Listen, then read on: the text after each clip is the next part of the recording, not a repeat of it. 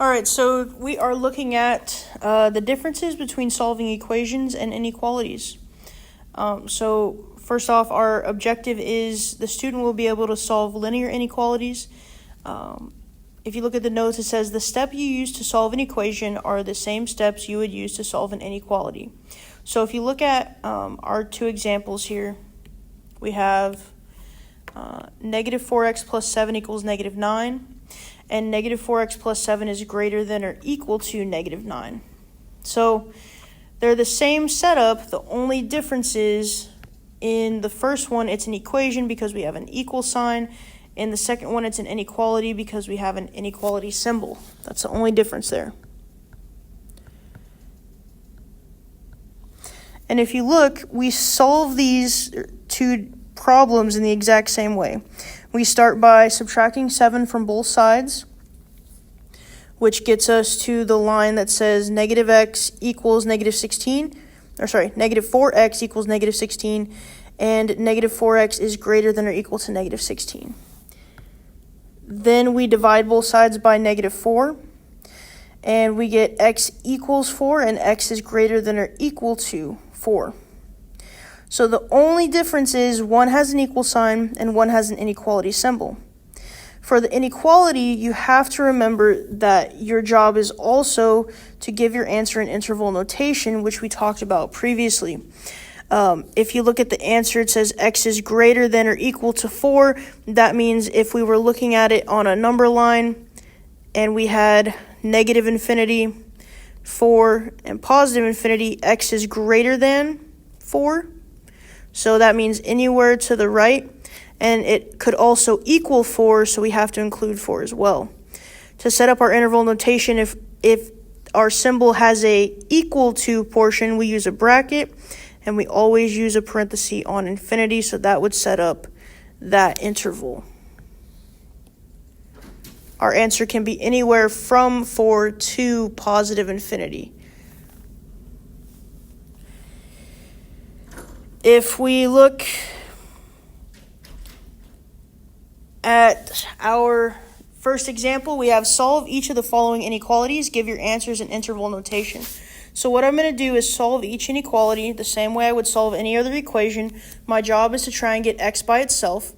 To do that, I need to add 5 to both sides. I have 2x is less than or equal to positive 4. Then I would need to divide both sides by 2. And I have x is less than or equal to 2. So this is my first part of my answer.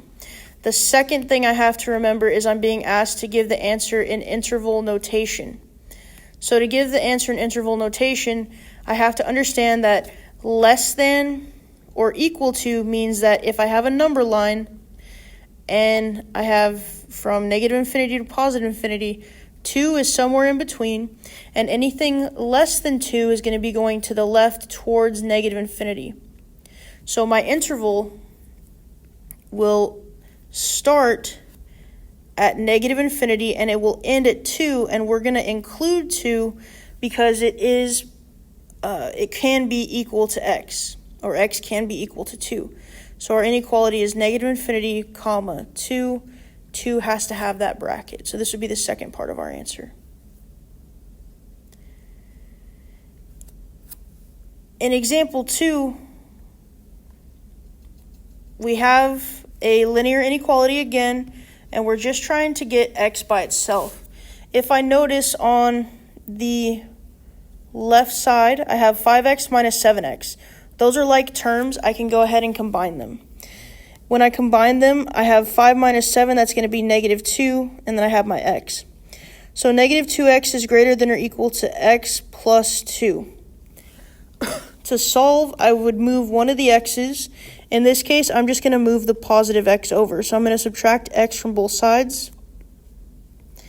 And I have negative 3x is greater than or equal to positive 2. Then to get x completely by itself, I would divide both sides by negative 3. And I have x is greater than or equal to negative 2 over 3. The only thing that you have to realize is when you divide an inequality by a negative number, like we divided by -3, it's going to change the inequality symbol. It's actually going to flip it. So this is going to become x is less than or equal to -2/3. So this is going to be my overall answer because the inequality symbol gets flipped. So now it has to be less than or equal to. So now I have to give my answer in interval notation as well. Again, that means if we had a number line with -infinity, +infinity, and -3/2 in the middle, I'm going to the lesser side, which is to the left, and I'm going to set up my bracket with a filled in dot over -3/2 and a parenthesis over infinity. So my interval goes from -infinity to -3/2. -2/3.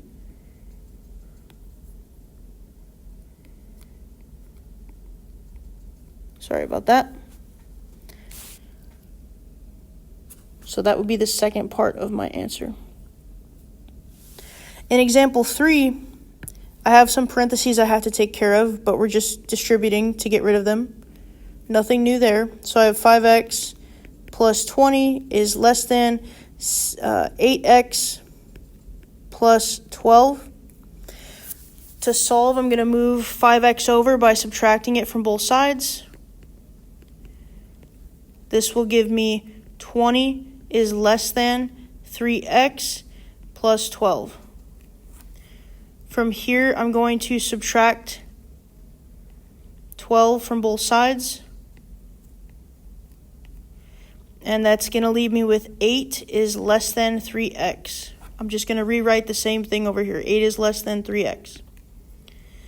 Now, to get x by itself, I need to divide by 3. 3 is positive, so I do not have to flip my sign. I have 8/3 is less than x. Now, normally, we would see it with x first, so that's what I'm going to do. I'm going to make sure the opening is towards the x and the point is towards 8/3, just like it is in red. So x is greater than 8 divided by 3. That means that our interval would start at 8/3 and go towards positive infinity.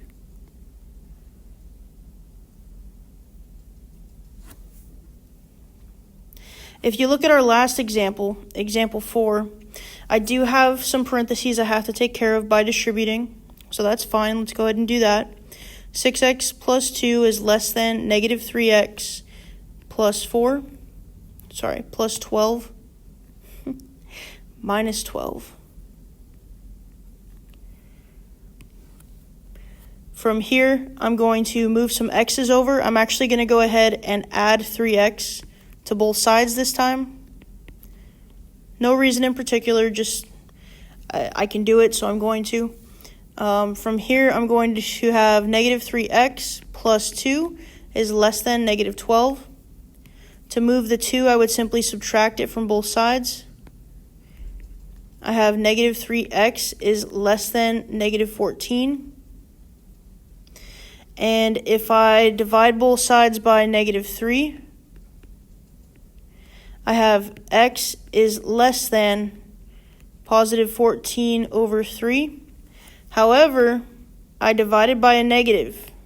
Okay, if you notice, I divided by -3. So that means my inequality symbol has to flip.